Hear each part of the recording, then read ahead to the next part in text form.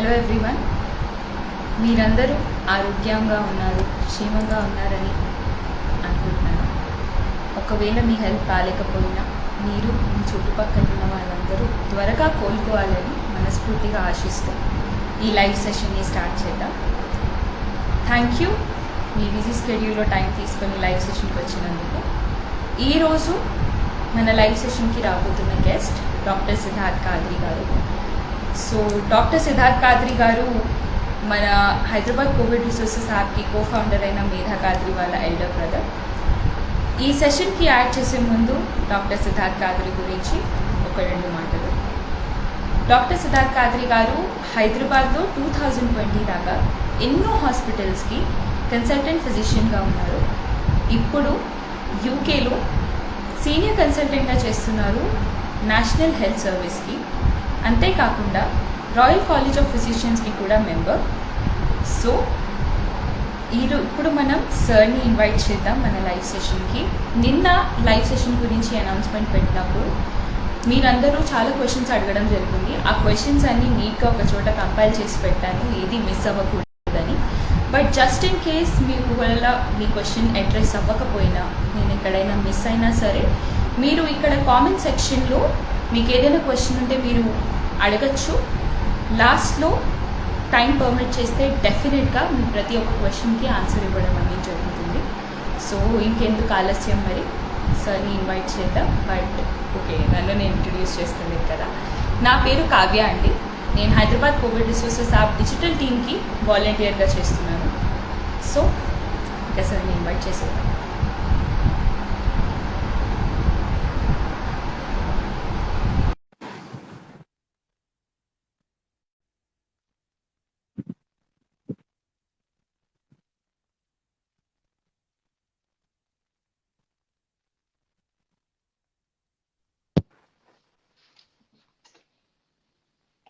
Hello, sir. Hi. Hi, Hello, Kavya. sir. How are you?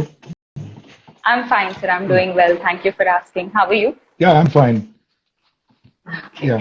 First of all, thank you so much, sir.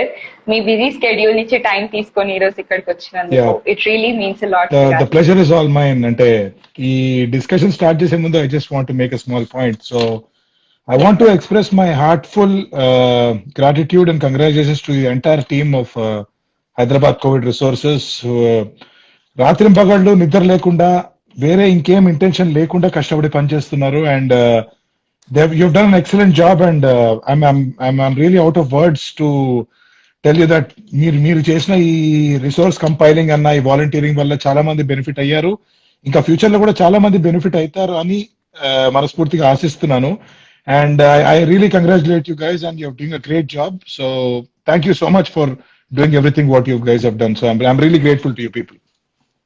Thank you sir, thank you. మొత్తం team అందరం ఇది మా రెస్పాన్సిబిలిటీగా భావించి చేస్తున్నాము. మన city కోసం మనమే చేసుకోవాలి ఇలాంటి times. You're absolutely right. Yeah. Thank you so much.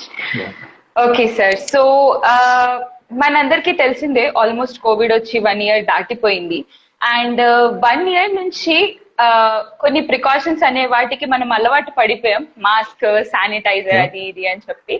But ఇప్పుడు లేటెస్ట్ గా మనకి న్యూస్ ఏమొస్తుందంటే సెకండ్ మ్యూటెంట్ వచ్చింది, థర్డ్ మ్యూటెంట్ వచ్చింది. సో డబుల్ మాస్కింగ్ వేసుకోవాలి. కానీ నాకు వచ్చిన డౌట్ ఏంటంటే ఈ డబుల్ మాస్కింగ్ వల్ల సఫోకేషన్ అవ్వదా? Double masking is it really effective? దీని మీద ఎంతో మంది క్వశ్చన్స్ రేస్ చేశారు. సో బేసికలీ ఈ టాపిక్ గురించి మాట్లాడే ముందు నేను చెప్పదలుచుకుంటే ఏంటంటే COVID-19 అనేది గాలి ద్వారా సోకే వ్యాధి. అంటే ఇట్స్ అన్ ఎయిర్బోర్న్ ఇన్ఫెక్షన్. అది గాలిలో చిన్న చిన్న డ్రాప్లెట్స్ ద్వారా ఒక మనిషి ఎవరైతే ఇన్ఫెక్టెడ్ అయిన మనిషి ఉన్నాడో ఆ మనిషి నుంచి ఇంకో మనిషికి పాకుతుంది. అది గాలి ద్వారానే పాకుతుంది. కాబట్టి ఐదర్ మన నోటి ద్వారా శ్వాస తీసుకున్నా లేకపోతే మన ముక్కు ద్వారా శ్వాస తీసుకున్నప్పుడు అది లోపలికి వెళ్ళే పాసిబిలిటీ ఉంది. దానివల్ల ఇన్ఫెక్షన్ వస్తుంది. ఇనిషియల్ గా ఫస్ట్ వేవ్ అప్పుడు చాలా మంది కాంటాక్ట్స్ మీద కూడా ఉంటుంది. సో హ్యాండ్ వాషింగ్ అందుకే చేయమంటారు, విచ్ స్టిల్ అప్లైస్. అంటే అది ఓన్లీ గాలి ద్వారానే పాకుతుందని చాలా మనకు ఎవిడెన్స్ ఉన్నప్పటికీ we should be very very careful that it can still be infected via surfaces as well. So and coming to the question, మీరు అడిగిన దానికి ద డబుల్ మాస్క్ ఎఫెక్టివ్ లేదా? డెఫినెట్లీ ఇట్ ఈస్ ఎఫెక్టివ్ అండి. Double ఇప్పుడు single layer mask అనేది చాలా రకాలు ఉంటాయి, మన అందరికి తెలిసినవే. సో మోస్ట్ కామన్ గా మనం వాడే మాస్కులు సర్జికల్ మాస్కులు, which is most commonly used. Next cloth mask వాడతారు. ఇంకా చాలా మంది ఈ మధ్యకాలం మనం బయట రోడ్ల మీద అవన్నీ చూస్తున్నది N95 మాస్క్ పెట్టుకుంటారు. ఇక్కడ ఒక చిన్న పాయింట్, N95 మాస్క్ అనేది they should be fit tested. అంటే ప్రతి ఒక్క మొహానికి ఒక కాంటూర్ ఉంటుంది, ఆ కాంటూర్ కి తగ్గ ఫిట్టింగ్ ఉంటేనే N95 మాస్క్ ఎఫెక్టివ్ ఉంటుంది. సర్జికల్ మాస్క్ ఏంటంటే యూజువల్లీ ఇట్ ఇస్ యూనివర్సల్, ఇప్పుడు ఫ్రీ సైజ్ లాగా అందరికీ పనిచేస్తుంది. Double masking is definitely beneficial, దానివల్ల చాలా ఉపయోగాలు ఉన్నాయి. ఆ డబుల్ మాస్కింగ్ లో కూడా 3-4 వెరైటీలు ట్రై చేసి వాటి మీద వాళ్ళు సిమ్యులేషన్ చేసి పరిశోధన రీసెర్చ్ చేశారు. సో డబుల్ మాస్కింగ్ లో బయట మామూలుగా మన N95 మాస్క్ వేసుకుని దానిపైన క్లాత్ మాస్క్ కప్పుకోవడమో ఏదో చేశారు. కానీ సఫోకేషన్ అంటున్నారంటే ఎస్, మాస్క్ వేసుకోవడం అనేది it is not a natural thing. మాకు యాజ్ డాక్టర్స్ మాకు ఎన్నో ఏళ్ల నుంచి మాస్క్ పెట్టుకోవడం అలవాటు కాబట్టి మాకు అది అంత ఇబ్బందికరంగా అనిపించలేదు, కానీ చాలా ఇబ్బందికరంగా ఉంది మాకు కూడా. కానీ as a normal common man మీరు మామూలుగా ఎప్పుడు లైఫ్ లో ఎప్పుడు మాస్క్ వేసుకోలే కాబట్టి డెఫినెట్లీ మీకు కొంచెం ఇబ్బందిగా ఉంటుంది. కానీ నో మాస్క్ కన్నా single mask is better, single mask కన్నా డబుల్ మాస్క్ ఇస్ బెటర్. ఇది the most important thing is please cover your nose and your mouth. Mask వేసుకునేటప్పుడు చాలా మంది ఇక్కడ మెడలో వేసుకొని తిరుగుతున్న సందర్భాలు మనకు బయట రోడ్డు మీద కనిపిస్తున్నాయి. సో మనకు దాన్ని మెయిన్గా ప్రివెంట్ చేయాలంటే కరెక్ట్ మాస్క్ వేసుకునే విధానం తెలియాలి. కరెక్ట్ మాస్క్ వేసుకునే విధానం అంటే just it should cover your nose and it should cover mouth. So ఈ నోస్ ద్వారా మౌత్ ద్వారా ఇన్ఫెక్షన్ లోపలికి వెళ్ళే అవకాశాలు చాలా తక్కువ ఉంటాయి. అండ్ డబుల్ మాస్క్ వచ్చేసరికి డెఫినెట్లీ 85% మోర్ ఎఫెక్టివ్ అని చాలా పరిశోధన రీసెర్చ్ చెప్తోంది. సో సింగిల్ మాస్క్ వేసుకొని సింగిల్ మాస్క్ తో పాటు డబుల్ మాస్క్ కూడా వేసుకుంటే మంచిదని నా అభిప్రాయం. But as I told you, no mask కన్నా ఏదన్నా బెటరే. So please wear a mask on your face. అందరూ మాస్క్ ధరించుకోండి. అండ్ వితౌట్ అ మాస్క్ మీకే కాదు మీ కుటుంబానికి ఇబ్బంది. మీకు ఒకవేళ మీకు సిమ్టమ్స్ లేకపోయినా మీరు కోవిడ్ వైరస్ మీరు క్యారీ చేస్తుంటే ఆ కోవిడ్ వైరస్ మీ కుటుంబంలో వేరే పెద్ద వ్యక్తులకో చిన్న వ్యక్తులకో పాకే అవకాశం ఉంటుంది. సో ప్లీజ్ అందరికీ నా విజ్ఞప్తి, please wear a mask. Yes sir, absolutely. Situation బయట నిజంగా చాలా చాలా సివియర్ గా ఉంది. Yes, so please make sure that this is intact, because పైనుంచి వెళ్ళే అవకాశం ఉంటుంది కాబట్టి this should be very very importantly tightly held and it should cover your mouth. And sorry to interrupt your question, the most important thing is చాలా మందిని చూస్తున్నాను, that is not allowed. Please ఒక్కసారి mask వేసుకొని మీరు కమ్యూనిటీలోకి వెళ్ళారనుకోండి, are బయట road మీదకి వెళ్ళారు, లేకపోతే హాస్పిటల్కి వెళ్ళారు, ఎక్కడైనా వెళ్ళారు, ఒక్కసారి this surface is the most infected surface. అంటే ఈ సర్ఫేస్ మీద క్రిములు కీటకాలు అంటే మెయిన్లీ కోవిడ్ అండ్ బ్యాక్టీరియా ఈ సర్ఫేస్ మీద చాలా డిసైడ్ అవుతుంది. సో మనం ఏం చేస్తాం, మన అలవాటు ప్రకారం ఇట్లా అనుకుంటాము బయటికి వెళ్ళాక, దాని తర్వాత అది కళ్ళలో పెట్టుకుంటాం, దాంతో నోట్లో పెట్టుకుంటాం. సో ఒక్కసారి బయటికి వెళ్ళినప్పుడు హ్యాండ్ శానిటైజర్ వాడుకొని please don't touch the front surface of your mask. Front surface of your mask ని అసలు టచ్ చేయకూడదని నా విన్నపం.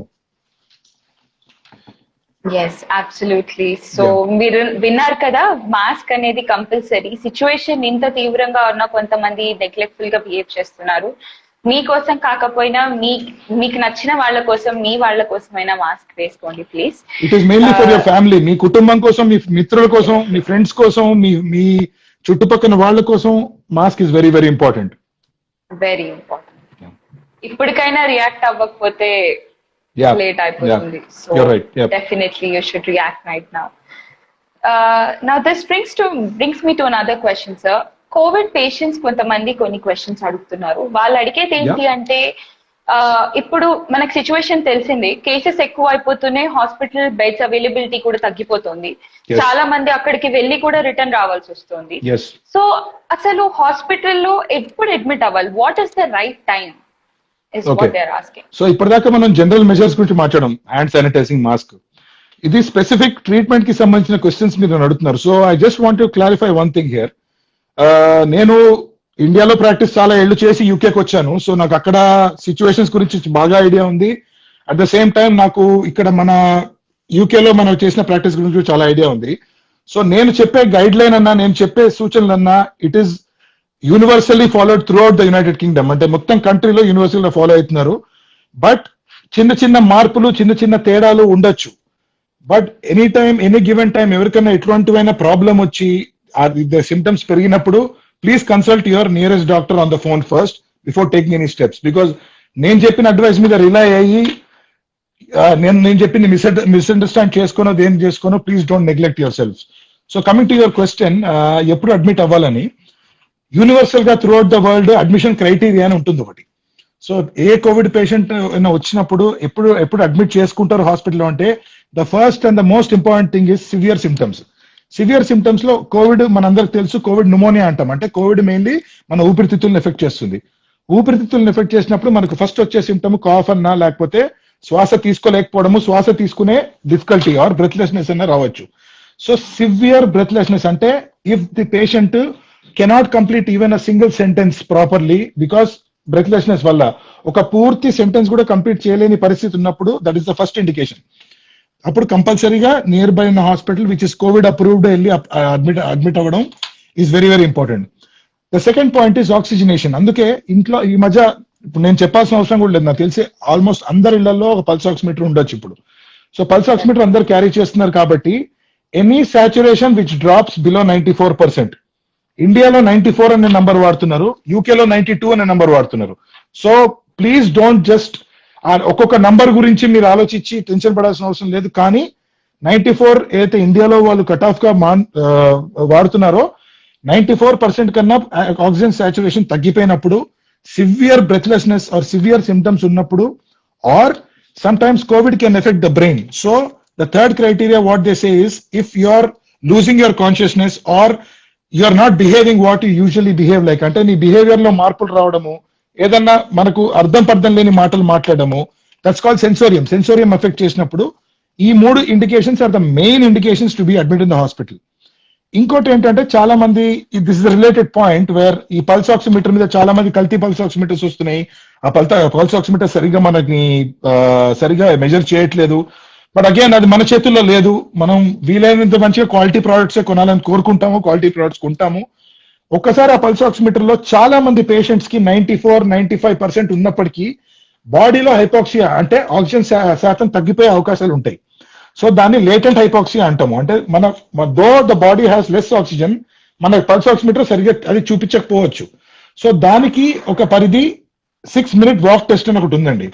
So what is 6 minute walk test? 6 minute walk test అంటే, ఒకడే ఇంట్లో ఉన్నప్పుడు టైమర్ పెట్టుకొని 6 నిమిషాలు జస్ట్ మీ రెగ్యులర్ పేస్ లో కంటిన్యూస్ గా 6 minutes నడిచి, 6 minutes ముందు పల్స్ ఆక్సిమీటర్ లో ఎంత ఆక్సిజన్ చూపిస్తోంది, 6 minutes తర్వాత పల్స్ ఆక్సిమీటర్ లో ఎంత ఆక్సిజన్ చూపిస్తోంది, ఈ రెండు మనం కంపేర్ చేసుకుంటే, if there is a major drop, అంటే ఇప్పుడు 94-95 అలా చూపిస్తుంది మనకు నడిచే ముందు, 6 నిమిషాలు నడిచిన తర్వాత ఒకవేళ అది మనకు 90, 89, 88 చూపిస్తుంటే, that is an early indicator. అంటే మీరు in the future coming 24 to 48 hours లో ఇంకా ఆక్సిజన్ తక్కువ అవకాశం ఉంది, రిస్క్ ఉంది అని చెప్పే సూచన అది.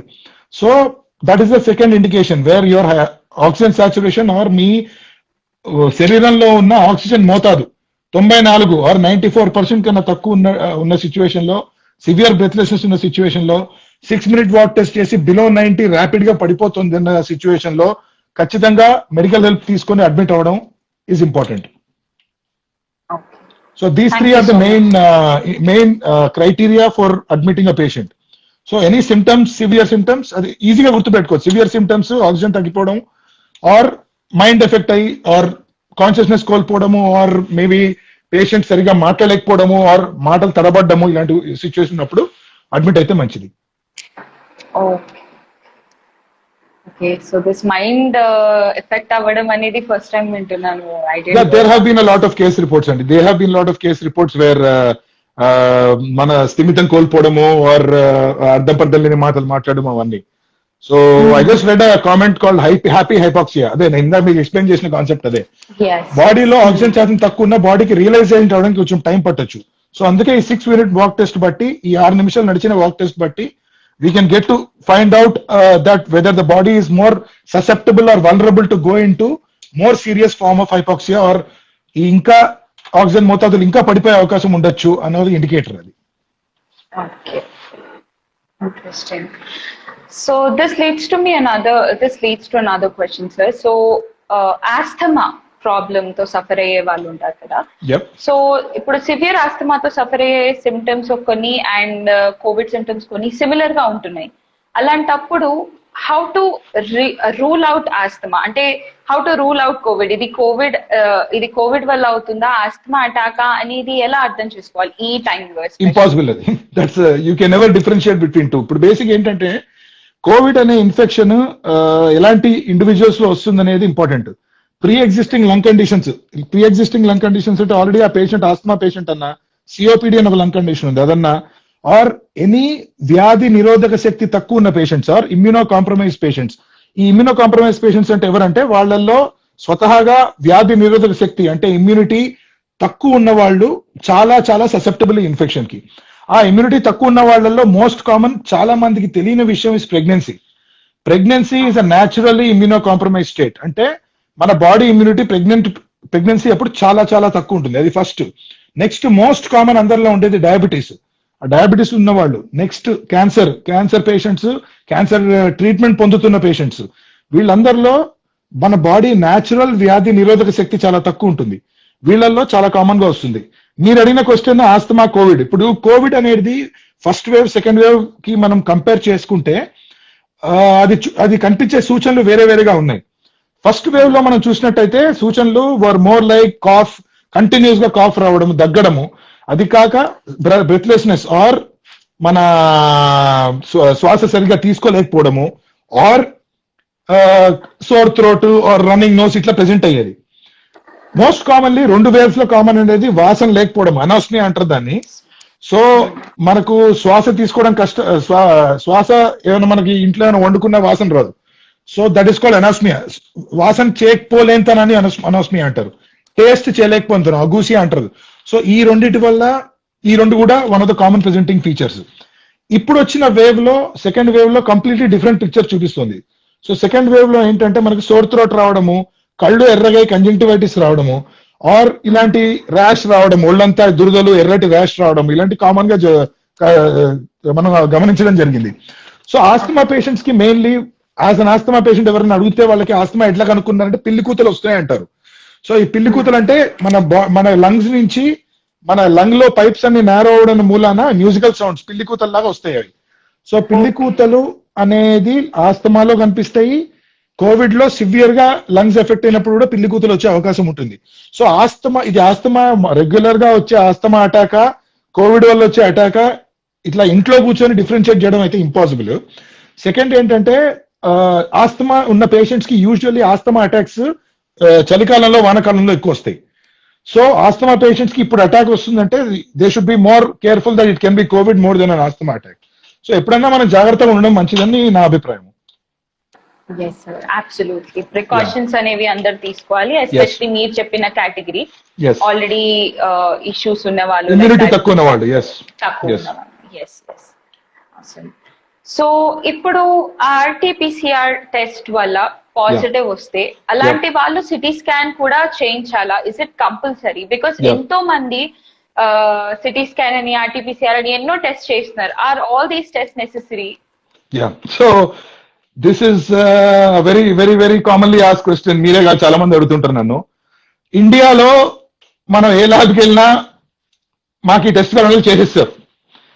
యూకేలో అట్లా కాదు. యూకేలో ఏంటంటే UK is the entire health services provided by the government. So నీకు నిజమైన ప్రాబ్లం ఉంటే తప్ప ఏ టెస్ట్ చేయరు ఇక్కడ. So that's one thing. So ఇండియాలో ఏంటంటే టెస్ట్లు బాగా అధికంగా, అంటే ఇట్స్ బేసికలీ అ పారాడైమ్. ఒక 2 years బ్యాక్ వీళ్ళు అనవసరంగా టెస్ట్లు చేస్తున్నారు మాకు అనే పేషెంట్స్ చాలా మందిని చూస్తాం. ఇప్పుడు వద్దు అంటే ఈడేం డాక్టర్ పేషెంట్ టెస్ట్లే వద్దు అంటున్నాడని. సో ఈ సోషల్ మీడియా వల్ల, వాట్సాప్ టీచింగ్ వల్ల, ఈ గూగుల్ టీచింగ్ వల్ల ఏమైందంటే people are drifting away from reality. అసలుకి సైంటిఫిక్ రియాలిటీ ఏముంది, అసలుకి వాట్సాప్ రియాలిటీ ఏం చెప్తోంది. ఫర్ ఎగ్జాంపుల్ మొన్నే చూసాం, మెన్సెస్ పీరియడ్స్ ఉన్న అమ్మాయిలు వ్యాక్సిన్ తీసుకోకూడదు అని ఒక రూమర్స్ వచ్చింది, which is absolutely non sense.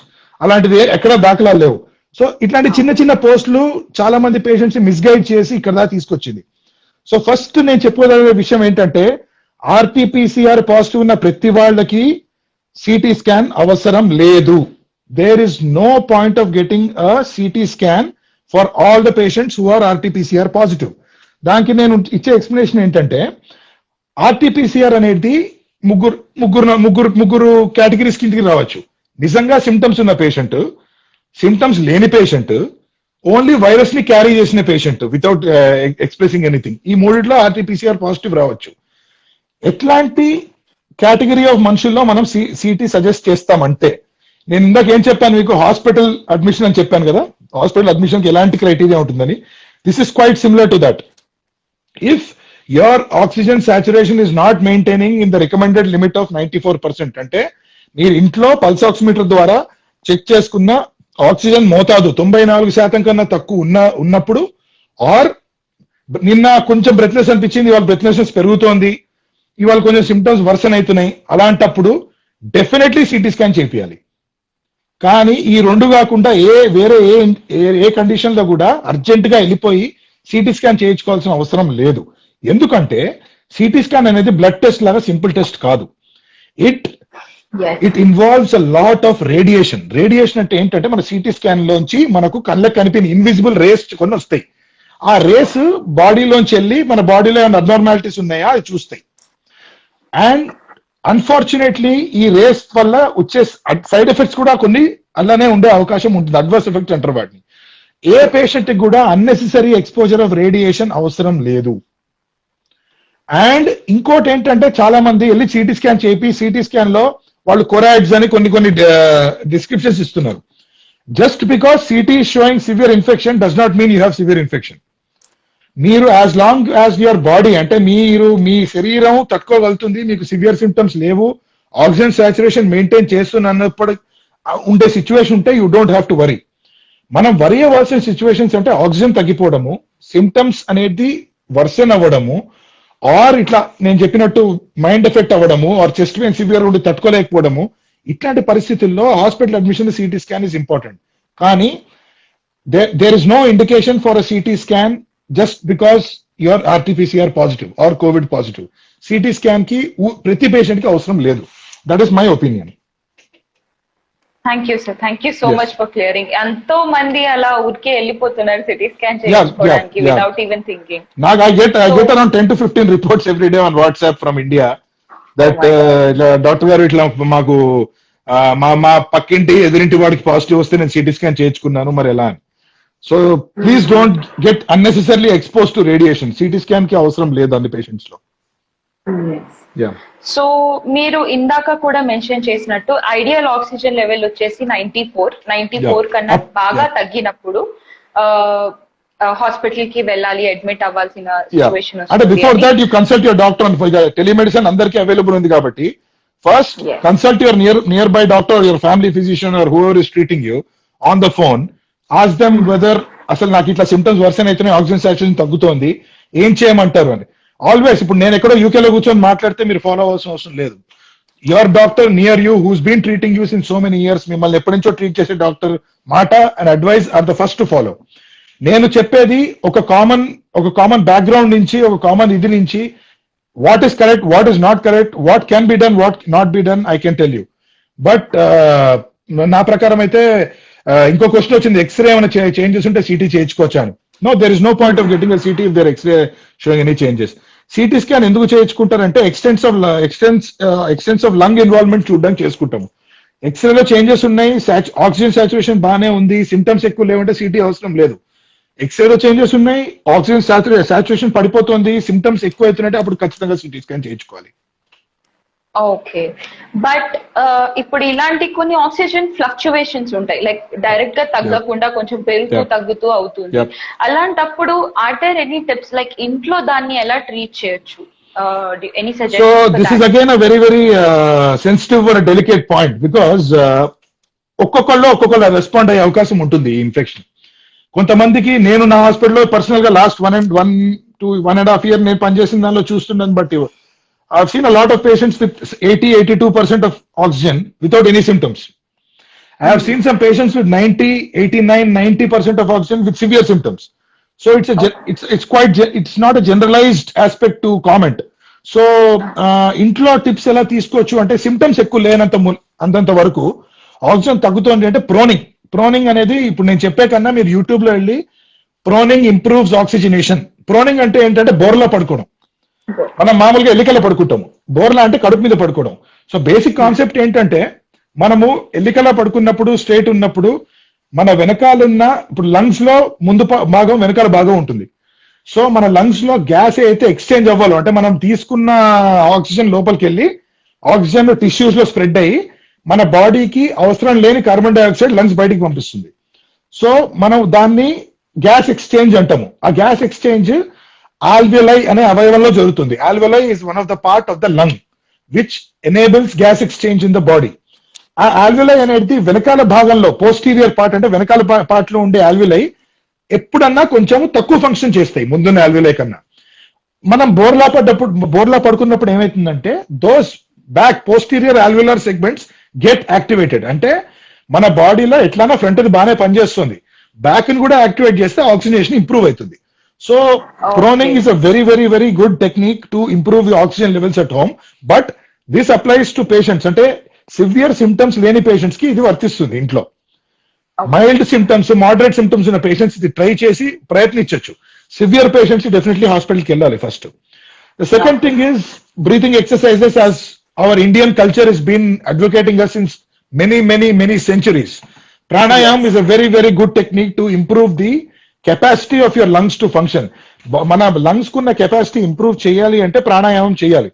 దాని కూడా మల్టిపుల్ యూట్యూబ్ వీడియోస్ ఉన్నాయి, మీరు అందరు యూట్యూబ్ ఓపెన్ చేసి చూడొచ్చు. How to do effective anulom vilom pranayama ఉంటుంది, which is the basic form of ప్రాణాయామం.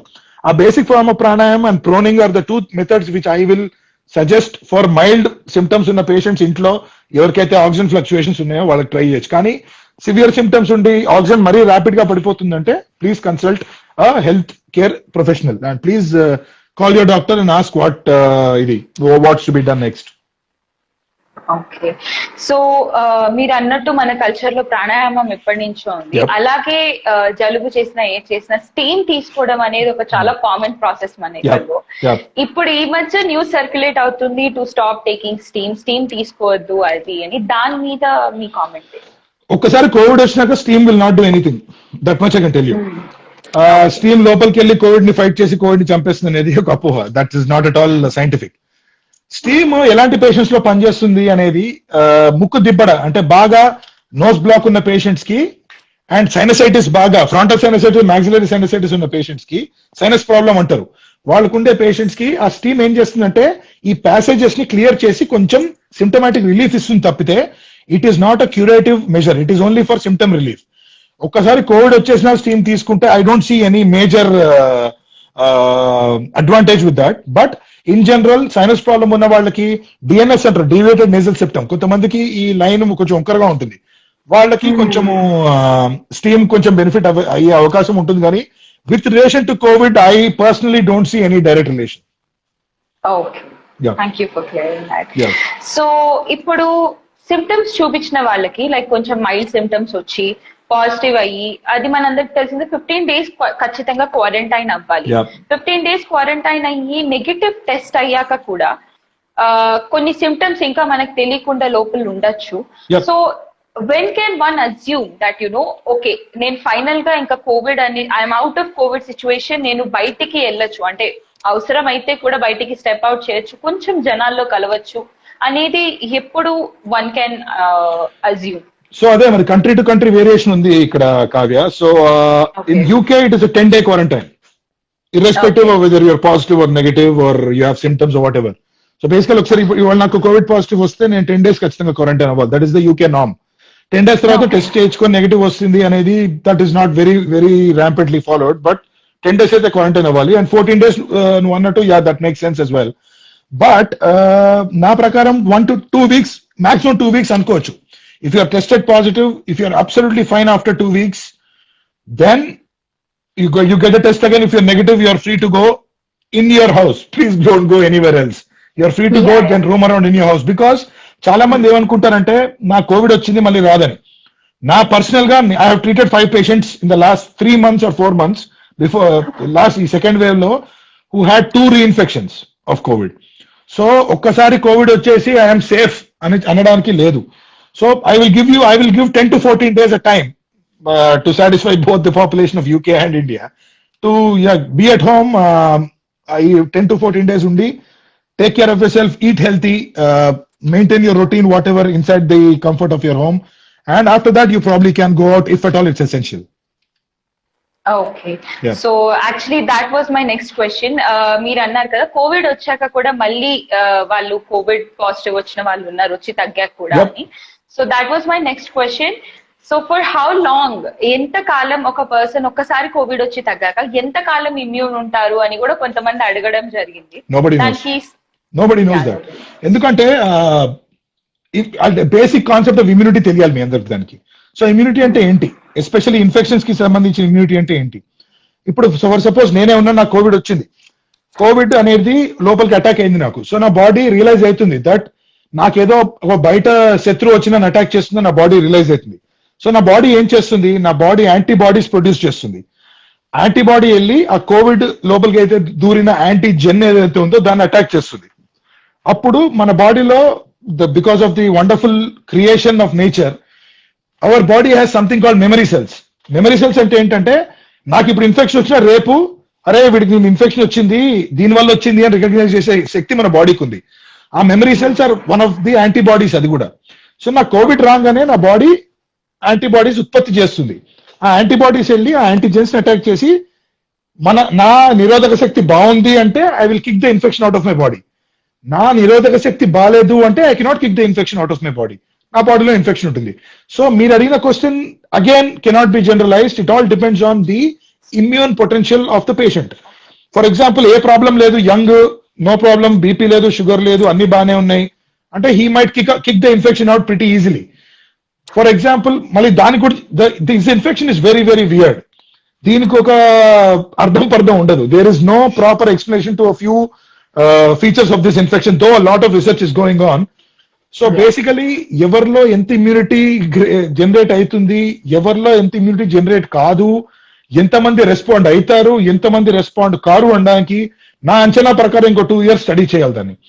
సో చేసినప్పుడు will get a proper idea that ఒక ఇమ్యూనిటీ ఒక ఇండివిజువల్ ఇమ్యూన్ ఉంటే వాడు మళ్ళీ ఎప్పుడు ససెప్టబుల్ అవుతాడు ఈ వైరస్ ఇన్ఫెక్షన్ కి అని.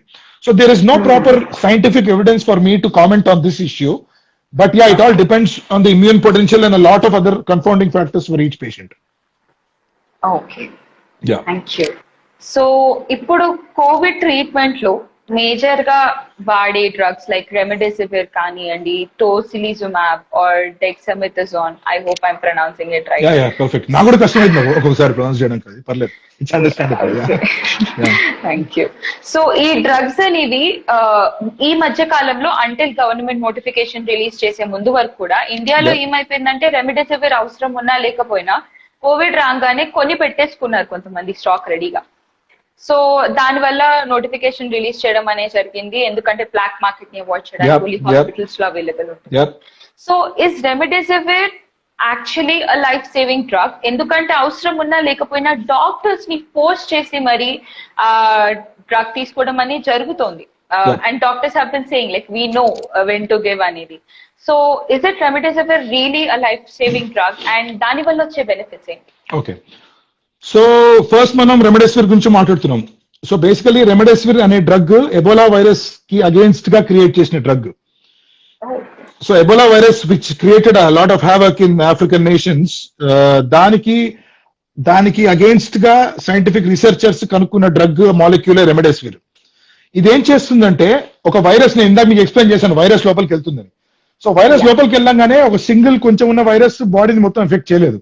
సో బాడీలో ఉన్న రిసోర్సెస్ అది తీసుకొని virus will start replicating. So virus multiply అవుతూ పోతుంది. ఈ రెమెడెసివిర్ అనే డ్రగ్ ఇదే స్పెసిఫిక్ వైరల్ రెప్లికేషన్ ని ఇన్హిబిట్ చేస్తుంది. అంటే ఈ డ్రగ్ ఈ వైరస్ ని ఎక్కువ రెప్లికేట్ కాకుండా చూస్తుంది. So that is the main concept of రెమెడెసివిర్.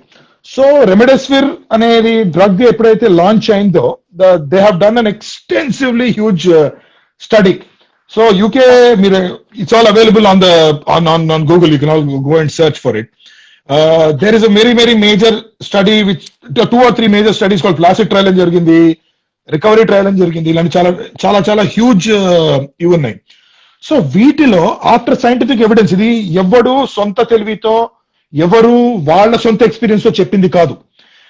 ఒక ఫర్ ఎగ్జాంపుల్ చెప్తున్నాను మీకు, నేను numbers are not exactly 100 patients తీసుకున్నారు. ఇది just number, these are far more ఎక్కువ నంబర్స్ లో స్టడీ చేశారు. Excuse me. 100 పేషెంట్స్ రెమెడిసివిర్ ఇచ్చారు, 100 పేషెంట్స్ రెమెడిసివిర్ ఇవ్వలేదు. సో వీళ్ళల్లో ఏం చూసారు స్టడీ చేశారు. So that is properly scientific and that's called randomise control trial. ఈ ర్యాండమైజ్ కంట్రోల్ ట్రయల్ వల్ల తెలుసుకున్న విషయం ఏంటంటే it is a good drug, it is beneficial. కానీ ఎవరిలో? This is the question what most of the patients need to ask themselves, and please don't force the doctors to unnecessary prescribe it. So the first thing is, ఎవరిలో ఇది benefit, ఎలాంటి benefit ఇస్తుంది అని మనం అర్థం చేసుకోగలిగితే చాలా బ్రహ్మాండంగా ఉంటుంది. Situation will not be that bleak if everyone in the country understands when remdesivir is beneficial and to which group of patients remdesivir is beneficial and what are the benefits observed. అంటే ఎవరిలో రెమెడెసివిర్ ఇస్తే పనిచేస్తుంది, ఎంత పనిచేస్తుంది, ఏం పనిచేస్తుంది. So ఈ trials, చాలా ట్రయల్స్ జరిగినాయి త్రూ అవుట్ ద వరల్డ్. ఈ ట్రయల్స్ లో తెలుసుకుంది ఏంటంటే it helps in symptom control. అంటే మన బ్రెత్లెస్నెస్, ఇందా చెప్పాను మీకు, బ్రెత్లెస్నెస్ తగ్గించే అవకాశాలు చాలా ఉన్నాయి. సెకండ్, ఫెటిగ్, అంటే విపరీతమైన weakness. COVID is known to cause that. First wave, second wave లో one of the most common symptom has been fatigue. అంటే ఎంత మామూలుగా తింటున్నా, తాగుతున్నా, కూర్చున్నా అసలు ఓపిక ఉండలేకపోవడం, ఎప్పుడు పడుకోవాలనిపించడం, అస్సలు లెథార్జీలా అనిపించడము, దాన్ని ఫెటిగ్ అంటారు. అలసిపోయినట్టు అనిపించడము. So for breathlessness and fatigue it has shown good results. But end outcomes, ఇప్పుడు ఏ స్టడీ చేసినా ఇట్లాంటి లైఫ్ అండ్ డెత్ సినారియోలో స్టడీ చేసినప్పుడు అవుట్కమ్స్ ఏంటి అని వాళ్ళు, that should be their objective before they do a study. Favourable outcomes ఏంటి, అన్ఫేవరబుల్ అవుట్కమ్స్ ఏంటి. సో మనకు ఇప్పుడుండే ఇట్లాంటి సిచ్యువేషన్ లో మన ఫేవరబుల్ అవుట్కమ్ ఏంటి? టు ప్రివెంట్ డెత్, అంతే కదా. So to prevent death, so mortality benefit ఉందా లేదా, అది మీరు అడిగిన క్వశ్చన్ నాకు. The direct answer to this question is remdesivir does not have mortality benefit. Remdesivir కి అంటే కొన్ని స్టడీస్ చెప్పలేదు మార్టాలిటీ బెనిఫిట్ ఉండొచ్చు అని, కానీ ఒక మేజర్ గా చదివిన పరిశోధనలో అది తేలలేదు. పరిశోధన ప్రకారం రెమెడెసివిర్ కి సావు నుంచి కాపాడే శక్తి లేదు అని తెలిసింది ఇప్పటి వరకు అయితే. ఫ్యూచర్ లో అది కూడా మారచ్చు, which I cannot guarantee at this point of time. అంటే దానికి ఎట్లాంటి దీనిలో ఉండొచ్చు అని. Excuse me. సో నా అనాలిసిస్ ఆర్ నేను I was a part of the trial which was done in UK as well. So మేము అన్ని పేషెంట్స్ కి రెమెడెసివిర్ ఇవ్వలేదు. అండ్ ఫస్ట్ 3 months తర్వాత we have stop giving remdesivir from the past. I think first wave తర్వాత second wave లో అయితే ఎవరికి రెమెడెసివిర్ ఇవ్వలేదు మేము యూకేలో. Yeah, we have not, in the second wave was very, very bad in the UK, but we have not given remdesivir to any patient. Because మనకు కావాల్సిన ఏంటి, సిమ్టమ్ కంట్రోల్ మామూలుగా కూడా అవుతుంది, ఇది కొంచెం హెల్ప్ చేస్తుందని వచ్చింది. Excuse me. But there is no mortality benefit, సావు నుంచి కాపాడే శక్తి దీనికి లేదు. So whoever is listening to this video and who will listen to this video in the future, మీకు రెమెడెసివిర్ దొరకలేకపోయిన పరిస్థితి ఉన్నప్పుడు అన్ఫార్చునేట్ గా మీరు పానిక్ అవ్వకండి please. The drug will not save your life. మీరు ఒకవేళ అంత సిక్ గా అయ్యారు అంటే there are other means, there are other ways. But remdesivir is not a brahmastra, it is not an answer. అదొక సంజీవిని లాగా ట్రీట్ చేస్తున్నారు దాన్ని. It is not that. Mortality benefit లేదు రెమెడెసివిర్ కి. It is a good drug which enables some symptom control, but there is no mortality benefit. Danikvalla, that is about remdesivir. Anything else you want to know about remdesivir? Yes. In which group of patients it's more helpful? Mild to moderate disease. Ante mild symptoms, moderate symptoms unna vallaki, severe oxygen requirement avasaram padani vallaki, వాళ్ళల్లో కొంచెం benefit చూపిస్తుంది drug తప్పితే.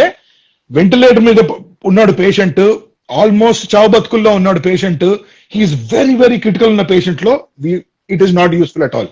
So mild to moderate disease, symptom control, no mortality benefit. తెలుగులో చెప్తే చాలా చాలా తక్కువ symptoms ఉన్న వాళ్ళకి, చాలా తక్కువ ఆక్సిజన్ రిక్వైర్మెంట్ ఉన్న వాళ్ళకి, అండ్ వాళ్ళతో ఇది this drug is useful and దీనివల్ల చావు ప్రివెంట్ కాలేదు. There is no mortality benefit with remdesivir. So this is my opinion, and it's not my opinion alone, it is a scientific opinion of what remdesivir is. And how about then tocilizumab and dexamethasone? Yeah. Beating So in you should have children. asked about dexamethasone before remdesivir, because my talk is entirely going into negativity, and it's quite negative what is happening around us. But the only ray of sunshine అంటారు కదా, అంటే the only ray of hope, and మనకి ఇంత జరుగుతున్న ఈ pandemic లో the blessing in disguise is dexamethasone. నేను ఇందాక మీరు చెప్పిన థింగ్ అంతా దీనికి అప్లై చేస్తే మనము dexamethasone is given in moderate disease to severe disease మధ్యలో ఇవ్వచ్చు. It is given in oxygen requiring patients, and it is proven to have mortality benefit. So, excuse me. So, A sigh of dexamethasone 100 పేషెంట్లు ఇచ్చి ఇక్కడ dexamethasone ఇచ్చి ఒక dexamethasone ఇవ్వండి. ఈ group లో డెత్స్ ఫర్ లెస్, ఈ గ్రూప్ లో చావులు తక్కువ జరిగినాయి, ఈ గ్రూప్ లో చావులు ఎక్కువ జరిగినాయి. So there is a definite correlation between dexamethasone. ఇండియాలో cheapest brand ₹4 tablet dexamethasone, Okay. Cheapest brand. Though it is now, ఇప్పుడు నాకు రేట్స్ ఇప్పుడు కరెంట్ తెలియదు ఎంత ఉన్నాయో, కానీ నేను ప్రాక్టీస్ చేసిన డేస్ లో అయితే ₹4 to ₹6 కి డెక్సామెథాసోన్ టాబ్లెట్ దొరికేది ఒకటి. So with that it's a cheap drug, it is extremely effective, it helps in oxygenation, అంటే ఆక్సిజన్ ప్రాపర్ గా ఇంప్రూవ్ చేసే కెపాసిటీ పెంచుతుంది, and it has shown very very good mortality benefit according to the పరిశోధన and research. So this is about dexamethasone. Same thing, let's shift to tocilizumab. Tocilizumab and dexamethasone are the only two drugs in the entire world to have mortality benefit. Mortality benefit అనేది only ఈ రెండు drugs తో ఉంది, tocilizumab and dexamethasone. Tocilizumab గురించి మాట్లాడుకుందాం. Tocilizumab is a very complex drug. Tocilizumab ఏం చేస్తుందంటే, ఇప్పుడు for example it is given in conditions like rheumatoid arthritis, cancers, ఇట్లాంటి కండిషన్స్ ఇస్తాం అది. So how does the drug work? Tocilizumab అనే drug it acts at the molecular level. ఇప్పుడు మీకు ఇందా నేను ఎక్స్ప్లెయిన్ చేశాను, మన బాడీలో దూరినప్పుడు మన బాడీ యాంటీబాడీస్ ఉత్పత్తి చేస్తాయి, ఆ యాంటీబాడీస్. కానీ the down side to it is, when a body produces antibodies, that is not only harmful to the foreign cell, it is harmful to our own body as well. ఎందుకంటే అది ఎంత లెవెల్లో antibodies create అయితే అంటే ఆ antibodies cannot differentiate between normal tissue and abnormal tissue.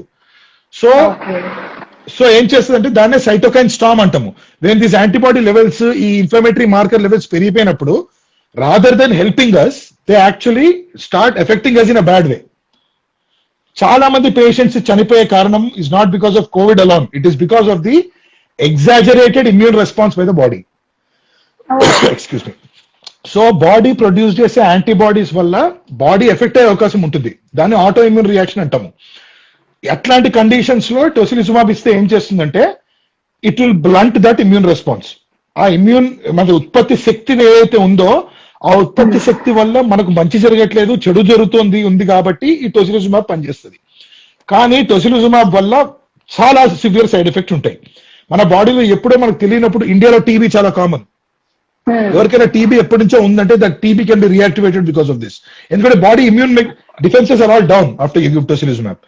But in UK or in most of the big studies what have been conducted, tocilizumab is given in patients who are rapidly deteriorating. అంటే ఇవాళ 2 liters oxygen మీద బాగానే ఉన్నాడు, sudden గా 10 liters high flow oxygen machine వేయాల్సి వస్తుంది, machine పెట్టాల్సి వస్తుంది. అట్లాంటి పేషెంట్స్ లో, ఐసీయూ పేషెంట్స్ లో ఫస్ట్ 24 to 48 hours ఇస్తే మంచి ఎఫెక్ట్ ఉంటుందని చూపిస్తుంది. And same holds good with dexamethasone or remdesivir. The earlier you give, the better it is. But in which patients you give is an important question. Why we have so much of shortage in India అంటే this is the reason why. అవసరం ఉన్న patients, అవసరం లేని patients అందరికి ఇచ్చేసరికి నిజంగా అవసరం ఉండే patients కి దొరకకుండా పోతుంది మందు.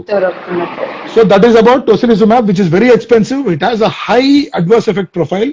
చాలా అడ్వర్స్ ఎఫెక్ట్స్ ఉంటాయి టోసిలిజుమాబ్ తో, కానీ it has shown good benefit. అంటే దానివల్ల చావులని ప్రివెంట్ చేసే అవకాశం ఉంది అని తెలిసింది. సో మెయిన్ మన ఫోకస్ చేయాల్సింది 3 డ్రగ్సే. వేరే ఎన్నో డ్రగ్స్ ఇస్తున్నారు, నేను దాని గురించి మాట్లాడదలుచుకోలేదు. ఎందుకంటే they have their own guide line, they giving it. నా ఎక్స్పీరియన్స్ ఏంటంటే యూకేలో ఇప్పటిదాకా first wave, second wave is almost ending here. As of now మా హాస్పిటల్లో జస్ట్ అరౌండ్ 4 or 5 పేషెంట్స్ ఉన్నారు అంతే. So we had around 150-200 patients at one time who are COVID positive and who required hospitalization. So second wave is almost ending. In the entire second wave, on first wave, the only drugs we trialed and used and followed was dexamethasone. We initially tried remdesivir, tocilizumab. These are the 3 targeted drugs given to prevent the complications of COVID. So ఇండియాలో మనం mainly ఇప్పుడు వేరే drugs available ఉన్నాయి కాబట్టి మనం దాని గురించి మాట్లాడదలుచుకోలేదు. మన మెయిన్ ఇష్యూ వచ్చింది రెమెడెసివిర్ దగ్గర, దీని దగ్గర. ఇంకో మెయిన్ ఇష్యూ అందరూ విపరీతమైన పానిక్ ఇష్యూ ప్లాస్మా. కన్వాలజెంట్ ప్లాస్మా అంటే ఏంటి?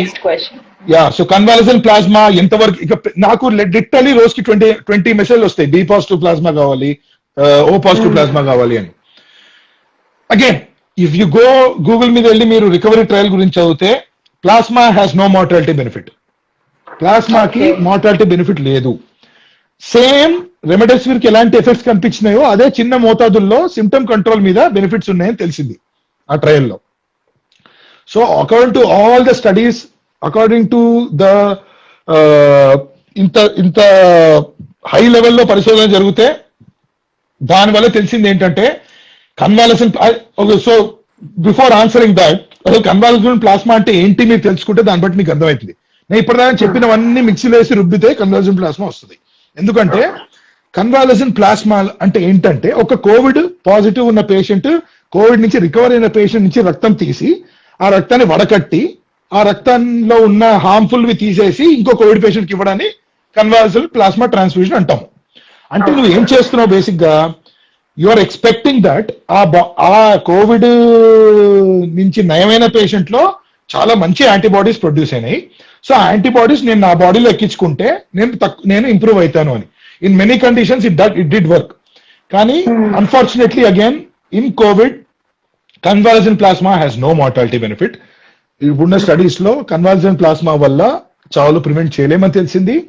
At the same time it can help early in the disease with mild to moderate symptoms with patient for symptom relief only. So that is what నేను చెప్పట్లేదు, పరిశోధన చెప్తుంది. This is not my own words. These are what 24 hours కూర్చొని కష్టపడి చేసి research చేసిన వాళ్ళు publish చేసిన గైడ్ లైన్ నేను చదివి మీకు చెప్తున్నాను తప్పితే these are not my own words. So convalescent plasma కూడా has only very very very mild benefits. So దానివల్ల రెమెడెసివిర్ దొరకకపోయినా టోసిలిజుమాబ్ అనుకోవచ్చు టు అన్ ఎక్స్టెంట్. బట్ రెమెడెసివిర్ గురించి, కన్వాలసెంట్ ప్లాస్మా గురించి ప్లీజ్ పానిక్ కాకండి. మీరు పానిక్ అవ్వడం మూలాన ఒక లాంటి ప్రెజర్ మీకు ప్రెజర్ క్రియేట్ అవుతుంది, మీ ఫ్యామిలీ వాళ్ళకి ప్రెజర్ క్రియేట్ అవుతుంది. దానివల్ల it will do more harm. The pressure will not help you guys. So please, this is my humble request, నా విజ్ఞప్తి. కన్వాలసెంట్ ప్లాస్మా మీద, రెమెడెసివిర్ మీద దొరికితే మీ డాక్టర్స్ ప్రిస్క్రైబ్ చేస్తే ఖచ్చితంగా తీసుకోండి. I'm not saying it's wrong. కానీ దొరకకపోతే పానిక్ అయిపోయి డిస్ట్రెస్ గా ఫీల్ కాకండి is my only request. So చాలా డీటెయిల్ గా ఎక్స్ప్లెయిన్ చేస్తున్నారు. కొంచెం నాలెడ్జ్ ఓవర్లోడ్ అనిపించచ్చు మీకు, but this is the need of the hour. No sir, not at all. ఇలాంటి టైంలో ఇంత నాలెడ్జ్ ఉంటేనే కరెక్ట్ గా స్టెప్స్ తీసుకోగలం. బికాస్ చాలా మంది మీరు అన్నట్టు పానిక్ లోకి వచ్చేసి రెమెడెసివిర్ కోసం, ప్లాస్మా కోసం అటు ఇటు పరిగెడుతున్నారు ఆలోచించకుండా. సో ఈ ఇన్ఫర్మేషన్ వల్ల ఒక్కరికి హెల్ప్ అయినా అయినట్టే. పర్ఫెక్ట్. ఇంకో బెస్ట్ థింగ్ ఏంటంటే మీకు ఇంకో it's a very common sense thing which obviously non medical people will not know. Dexamethasone ఎలా షాప్ కి వెళ్ళి టాబ్లెట్ కొని టాబ్లెట్ వేసుకొని తీసుకుంటాం, అంతే కదా. ప్లాస్మాకి ఫస్ట్ వాళ్ళు టెస్ట్ చేసుకోవాలి. ప్లాస్మా టెస్ట్ చేసుకోవాలి. ఎవరైతే ప్లాస్మా డోనర్ ఉన్నారో ఆ డోనర్ గురించి టెస్టింగ్ జరగాలి. A lot of money and resources are wasted there. Second thing is, ఆ ప్లాస్మా బ్లడ్ నుంచి ఎక్స్ట్రాక్ట్ చేయడం ఒక procedure. Lot of resources are going in there. Next ఆ ప్లాస్మాని ఎక్కించాలి. ఆ ప్లాస్మా ఓన్లీ ఒక కంట్రోల్డ్ హాస్పిటల్ సెట్టింగ్ లోనే ఎక్కించాలి. Lot of resources going to there. So ఇన్ని రిసోర్సెస్ ఇచ్చేదానికి బెనిఫిట్ అంత లేదు. బెనిఫిట్ అంత లేనప్పుడు don't waste your resources on this. You can actually put in these resource to something else which is more important. ఇప్పుడు oxygen లేదనుకోండి, yes that is very very worrisome. Oxygen cylinders అయిపోతున్నాయి, oxygen concentrators లేవంటే that is a highly panicky situation which I totally understand. But don't please get overly panicked when you don't have remdesivir or plasma, because as I told you, risk versus benefit లో benefit తక్కువ ఉన్నప్పుడు అంత resources పెంచడం అవసరం అని మనకు అనిపిస్తుంది. And again, these are not my own words, these are extensive scientific proven facts. And ఇదేదో నేను వాట్సాప్ చూసి లైవ్ పెట్టి వీడియోలో మీకు షేర్ చేయట్లేదు. I'm ready to prove these points because everything is available on Google now. సొంత తెలివేం కాదు ఇది. Yes, sir. Yep. Thank you. So now from this, could be vaccination related questions Perfect. now that all of this is clear.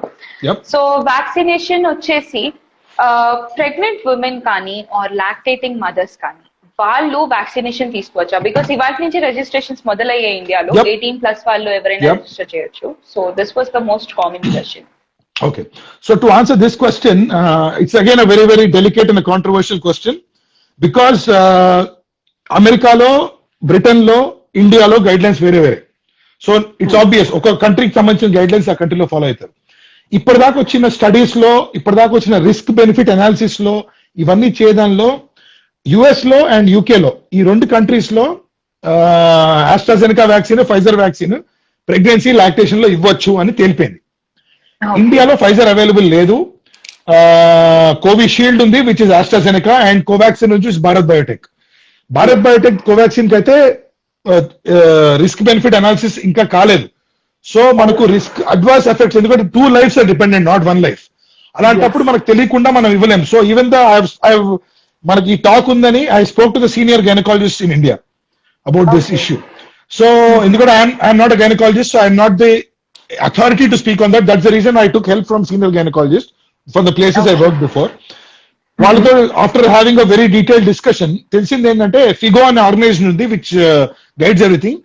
They have recommended, only recommended, not compulsory given that at high risk ఉన్న mothers, high risk mothers ఎవరైతే delivery అయిపోయి breast feeding ఉన్నారో వాళ్ళల్లో consider చేయొచ్చు అని వచ్చింది vaccine.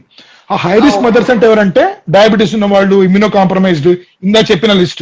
At risk ఉన్న వాళ్ళలో Covid vaccine can be considered అన్న ఒక చిన్న ప్రెస్ రిలీజ్ చేశారు. బట్ ఇండియాలో ఇంకా ఏ ప్రెగ్నెంట్ ఉమెన్ కి బ్రెస్ట్ ఫీడింగ్ ఉమెన్ కి వ్యాక్సినేషన్ ఇప్పుడైతే జరగట్లేదు. అండ్ నా ప్రకారం ఇంకొంచెం రోబస్ట్ స్టడీ వచ్చి ఒక స్ట్రాంగ్ ఎవిడెన్స్ మన చేతిలో ఉన్నప్పుడు then we can go ahead with that. కానీ అమెరికాలో ఇంకా యూకేలో irrespective of all groups, everyone can have COVID vaccine, including pregnant ladies and breastfeeding mothers and matram undi. So India lo obviously the situation is a bit precarious, so manam konచెం జాగ్రత్తగా, we have to err on the other side and we have to be careful. That is what I feel. So ఎందుకైనా మంచిది ఒకవేళ వీలైతే if they are pregnant or if they are breastfeeding vaccination ని కొన్నాళ్ళు postpone చేయడమే better అంటే. That is what I think according to the Indian scenario. After discussion with all the gynecologists, I think that yes, we can wait a while. But in US and UK, as I told you, we are giving vaccination to all the groups of people. Okay. Yeah. So blood donation again, vaccination drive గురించి announcement వచ్చినప్పటి నుంచి everybody is asking to need blood vaccination కన్నా ముందు. దేనికి donate blood అనేది? Is it for the blood or for the plasma? For both. They are asking for both. Reddit మీద నడుస్తుంది. So ఎందుకంటే షార్టేజ్ వచ్చే ఛాన్సెస్ ఉన్నాయి అంటున్నారు. సో ఒక్కసారి వ్యాక్సినేషన్ అయ్యాక ఎన్ని డేస్ తర్వాత బ్లడ్ డొనేషన్ చేయొచ్చు? Again there are quite a few studies దీని మీద. కొన్ని స్టడీస్ 7 to 14 days అంటాయి. Okay.